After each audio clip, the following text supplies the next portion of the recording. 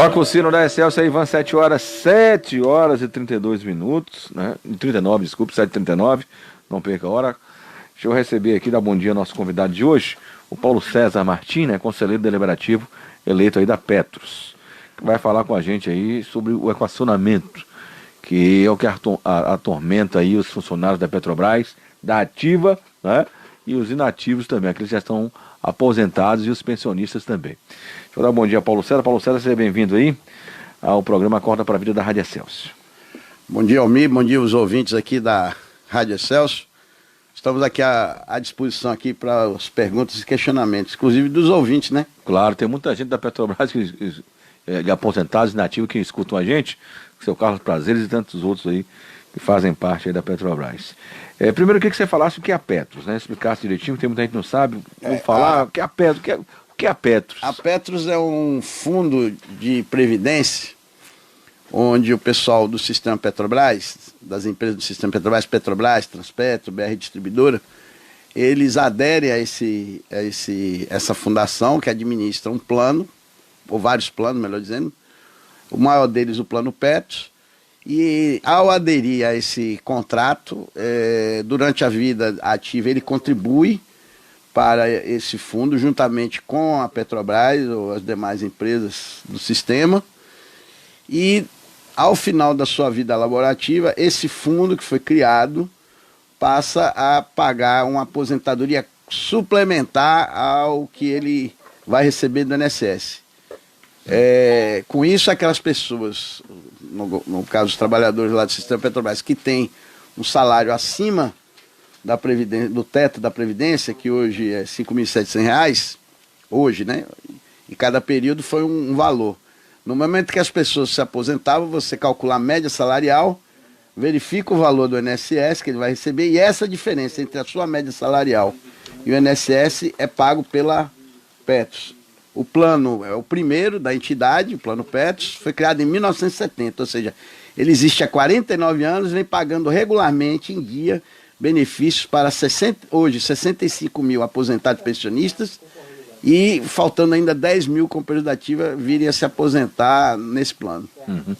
Bom, 7 horas e 42 minutos. E o que é esse equacionamento do PP1? Né? Muito questionado aí por funcionários da ativa e os nativos também. O plano Petros 1 é chamado plano Petros 1 porque, como eu falei, é o primeiro, posteriormente, mais recentemente, foi para os empregados novos a partir de 2008 foi criado o plano Petros 2, e esse equacionamento no plano Petros 1 é relativo ao déficit que o plano acumulou. Déficit, para o ouvinte entender, é a diferença entre o patrimônio acumulado, que eu falei que é formado esse fundo, e os compromissos até o último sobrevivente. Esse patrimônio, essa falta desse recurso chamado déficit, esse dinheiro que está faltando, precisa ser colocado no plano, porque senão, no futuro, os aposentados pensionistas que sobreviverem... Não vão receber. Não vão receber. Exatamente. Joia. Agora, esse equacionamento, né? Você me falou aqui, 50% é pago pelos funcionários, 50% é pago pela estatal. Né? Na contribuição, sim. Desse fundo aqui. Isso. E vem a legislação nova, que não é tão nova já assim, é de 15 de dezembro de 98, reforma da Previdência do então governo Fernando Henrique Cardoso, que alterou o artigo 202 da Constituição Federal e determinou que para a contribuição normal, a patrocinadora pode pagar no máximo a metade, ou seja, 50-50 no máximo, e quando houver déficit, aí veio a lei complementar a essa mudança da Constituição, e aí nós estamos falando da lei complementar 109 e 108, são duas, estabeleceu que a cobertura de déficit é com contribuição extraordinária, e nesse caso, na mesma proporção da contribuição normal. Ora, se a contribuição é normal, no máximo é meio a meio, a extraordinária para cobrir déficit também, no máximo, é meio a meio. Agora, vocês judicializaram, né? Então, o sindicato, nós judicializamos porque... de petroleiros e a Petros também, né? Junto à Petrobras, tentando aí aumentar esse percentual, né? Na realidade foi o seguinte, a forma como eles fizeram o plano, chamado Plano de Equacionamento, do déficit, que chama PED, Eu que sou conselheiro lá e os outros 2 eleitos, nós votamos contra por entendermos que estava havendo irregularidades.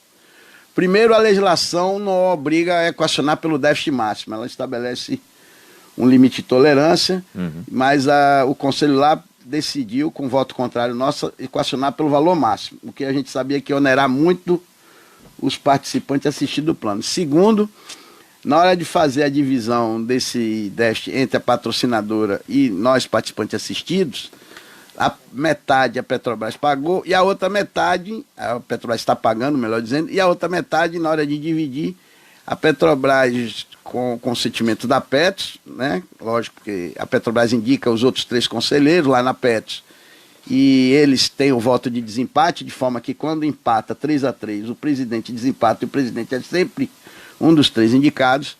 Eles votaram lá para retirar os chamados pré-70 desse equacionamento. Ora, pré-70 são 20 mil pessoas. Então, na hora de dividir a conta com 65 mil aposentados, em vez de dividir o déficit para 65 mil, dividiu para 45 mil.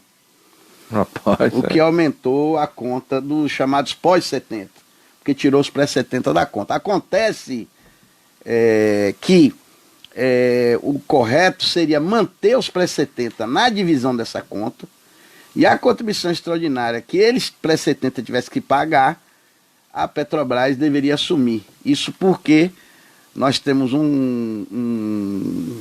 uma transação judicial, uma ação que nós entramos em 2001 e que em 2008 nós fizemos esse acordo, essa transação judicial, nessa ação onde a Petrobras assumiu a dívida com esse grupo pré-70. Você imagine, quando eu estou falando do grupo pré-70, nós estamos falando justamente de quem entrou no início do plano, lá em junho de 70. Esse pessoal entrou no plano, incentivado pela Petrobras, né?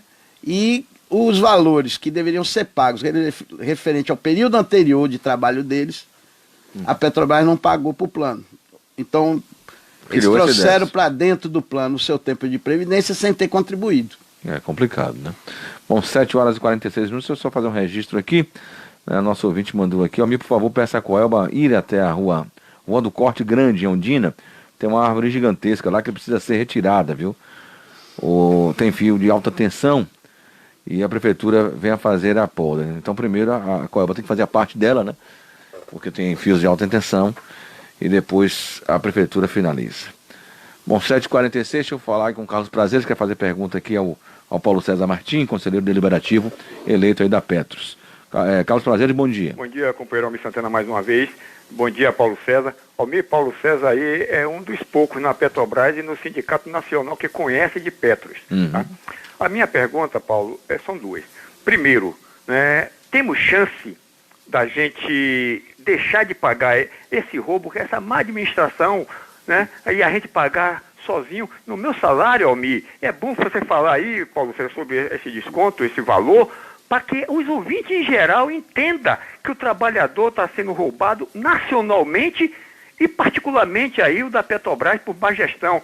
No meu salário, Almir, de nível médio, R$900 para 18 anos, você imagina que descontando isso, rapaz. Encontrei um colega técnico de telecomunicações, 2.800, e que você diga aí, Paulo, quem você conhece que ganha, ou que está tendo um desconto maior, para poder a gente ver realmente que isso é um absurdo que estão fazendo com a gente, rapaz. E o outro, essa questão aí, desse plano novo aí, Petros 3. Almir, para criar o Petros 3, a Petrobras subornou as pessoas que votassem para o Petros 2 com R$11 mil. Eu, como não fui, não recebi nada, né?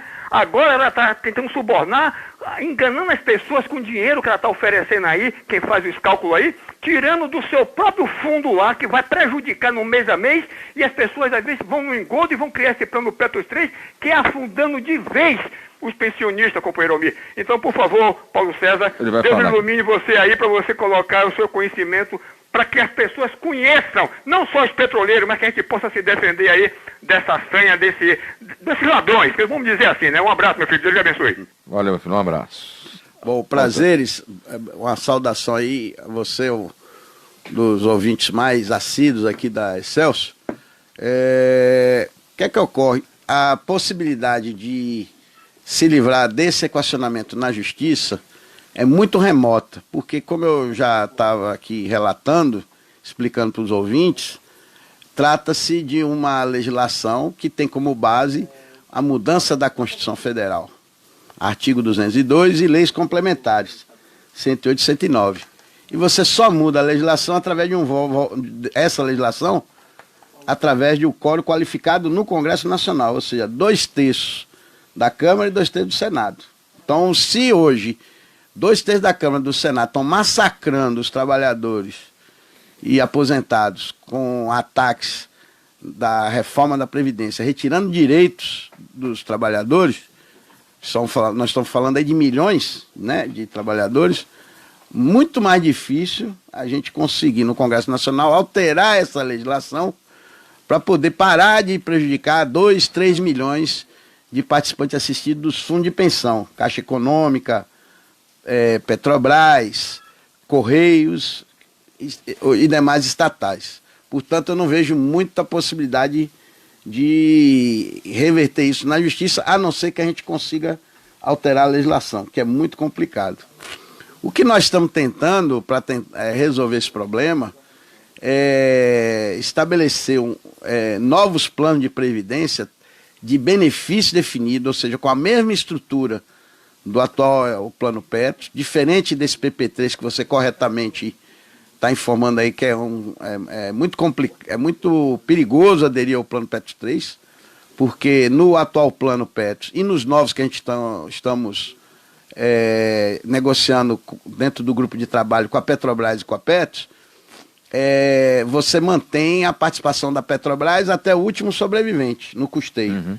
E no plano Petros 3, que você citou aí, a partir do momento que a pessoa for para o plano Petros 3 com a sua reserva, ele não tem mais nenhuma participação da Petrobras no custeio. Ou seja, a Petrobras não vai entrar com nada. Com nada. Se o dinheiro não for suficiente para pagar benefício, vai dividir por fundo. Ele vai reduzindo, até daqui a pouco as pessoas vão pagar tudo. As pessoas vão ficar só com o INSS. Esse é o PP3. Rapaz. Agora, na nossa proposta, que é novos planos de benefício definido, na mesma estrutura do atual, você iria para esses novos planos para pagar um custeio diferente, uma forma diferente, e que cobriria esse déficit que está sendo pago, o futuro déficit que vai ser cobrado no ano que vem, e a forma e a estrutura do plano novo de benefício definido evitaria e reduziria bastante a ocorrência de novos déficits. Uhum. Então, a gente acha que essa aí é a proposta mais viável, que a gente não depende da justiça, e ao mesmo tempo nós continuaríamos com os processos judiciais tentando cobrar dívidas da Petrobras. Porque, como eu te falei, nós fizemos um acordo lá, como eu já disse aqui, melhor dizendo, nós fizemos um acordo em relação aos pré-70, que era uma dívida antiga, mas existem outros pontos que nós estamos cobrando na ação civil pública, que está lá na Justiça desde 2001, e que se nós conseguirmos ganhar, vão significar valores vultosos, tá certo? Grandes valores, e que isso nós podemos, inclusive, levar para os novos planos que nós estamos negociando com a Petrobras e a Petros, nesse trabalho. Mas nesse Petros 1, ou seja, nesse primeiro, as pessoas que pagam dificilmente vai conseguir redução de valores. Vai ter que pagar até o último dia de vida. Como eu disse, se não, da forma como foi aprovado o equacionamento, o máximo que a gente pode fazer, além de tentar mudar a legislação, que é muito mais difícil, é tentar reverter na justiça a forma como foi feito o equacionamento. Uhum. A forma, né? Agora, o valor, como eu disse, tem que colocar no fundo. Porque senão, no futuro, as pessoas que viverem mais vão ficar sem benefício. Uhum. Agora, Paulo César, as pessoas que tiverem dúvidas aí, quiserem fazer contato com vocês, aí do Sindipetro, né, da Petros também, como é que faz para... Bom, eu vou cometer aqui um risco muito grande, uhum, que eu vou colocar meu telefone aqui também, o WhatsApp. Mas é bom que... Para que as pessoas possam mandar suas dúvidas, questionamentos, e eu vou estar respondendo a todos eles. Porque há muita dificuldade de entendimento, o assunto é muito complexo e tem muita distorção. Então, quanto mais debate, informação a gente conseguir fazer com as pessoas que estão sendo massacradas aí por esse atual equacionamento, dando aí para elas explicação qual que seria a melhor saída, ou a menos pior, Que eu já posso dizer que não tem a melhor saída, tem a menos pior. Tá? Então, meu telefone é o DDD 21, porque eu viajo o Brasil inteiro, então não dá para ficar com o celular do Rio e Bahia e outro, então eu centralizo nesse, DDD 21, e o telefone 991240589. Repetindo, DDD 21 991240589. Bom, então tá aí o telefone. Existe algum site também que as pessoas possam fazer algum tipo de simulação, tirar dúvida também? É muito importante você ter dito isso, que na nossa proposta alternativa, nós vamos estar colocando um simulador no ar, onde o pessoal vai poder comparar as 3 opções que ele vai ter. Que seria o quê? Ficar no plano atual, que eu não recomendo, porque esse déficit que está sendo pago vai vir outro no ano que vem. Segunda opção, ir para o PP3, que eu também não recomendo. Como eu disse, você ir no PP3, você leva a sua reserva individual e você está sozinho, correndo todos os riscos. Lembrando que a administração do plano é a mesma, tanto faz você estar no 1 como no 3, a administração é a mesma dos recursos. E se o recurso for mal administrado, o risco é só seu. No PP1 você ainda divide a conta com a Petrobras. E a terceira alternativa é os planos novos de benefício definido, com um novo custeio e com a participação paritária da Petrobras. Ou seja, nos novos planos, a Petrobras continua solidária até o último sobrevivente. Em um plano mais seguro, com uma outra estrutura de custeio, porque a verdade é que desde a sua criação em 1970, o plano não foi capitalizado corretamente, as reservas não foram constituídas corretamente, aliando-se a isso a crise financeira, que reduziu o retorno dos investimentos, e, lógico, dentro disso também, alguns desvios que houveram, que estão sendo investigados aí pela Operação Greenfield, originada, melhor dizendo, depois de uma CPI dos fundos de pensão, o Ministério Público... Tomara que volte algum dinheiro, alguma coisa aí para... É muito importante você ter falado isso, porque a gente tem que registrar. Hoje, o que se pode avaliar como dolo, má fé, mau investimento, que você poderia caracterizar como questão penal, 2 bilhões de reais. 2 bilhões. Ajudaria muito aí, né? São 27 bilhões o déficit. Mas já diminuiria. Já diminuiria alguma coisa. E a segunda questão é que, do ponto de vista civil, que não é penal, que não seria dolo, má fé, mas seria erro, dos administradores, você poderia buscar recuperação mais 2 bilhões. Então você teria aí 4 bilhões. 4 bilhões, olha. 4 no universo de 27 e mais 8 bilhões que vai vir no ano que vem. Diminui, como você disse, mas ainda é pouco, né? É pesado. Mas não pode deixar de tentar trazer de volta, né? Não, todos os caminhos, eles são importantes. Nesse ponto também a nova administração lá da Petros tem 35 CIAs, comissões internas de apuração, uma para cada investimento, para gerar os argumentos, documentos necessários para que o Conselho Deliberativo defina se vai entrar com as ações. Porque não adianta entrar com a ação... E perder, né? E perder, porque você ainda tem que pagar sucumbência para a parte que ganhou. Quer dizer, você... Aquela velha máxima aí do... O pessoal fala no interior. Foi buscar lã e acabou tosquiado. Complicado. Né? Mas, Paulo César, obrigado, viu? Parabéns aí pelo seu trabalho. Torcer que acabe bem nessa situação aí da Petros, né? Que vocês consigam equacionar melhor aí esse plano, né? É difícil, mas... Eu queria agradecer... Não pode deixar de lutar, né? Queria agradecer aqui ao programa, agradecer a você, aos ouvintes, e queria deixar muito claro aqui para os ouvintes em geral, prestem muita atenção nos parlamentares que estão votando a favor da reforma da Previdência. Eu acho que esse recado aqui é muito importante, por quê? Porque toda a propaganda oficial foi dita que a reforma da Previdência não prejudicaria os mais pobres e que a reforma da Previdência não manteria privilégios. E o que a gente está observando por essa primeira votação que foi aprovada lá no primeiro turno da Câmara... Se o Senado não reverter algumas coisas, né? Exatamente. O que a gente está vendo é o contrário. Nós estamos vendo redução da aposentadoria de pensionista de qualquer valor, desde o valor menor até o maior, Ou seja, se isso é reduzir privilégio, eu acho que essa visão do governo está muito distorcida e dos parlamentares que estão apoiando essa reforma. E jogar os trabalhadores, os que estão entrando no mercado de trabalho, para 65 anos de aposentadoria, para aquele trabalhador que começa tarde no mercado de trabalho, faz universidade, começa a entrar no mercado de trabalho com 30 anos, 65 anos significa 35 anos de trabalho. Mas para o filho do pobre, do filho do operário, que tem que ralar 18, 19 anos no mercado de trabalho, ele ia até os 65, isso é atacar privilégio ou é prejudicar aqueles que mais precisam?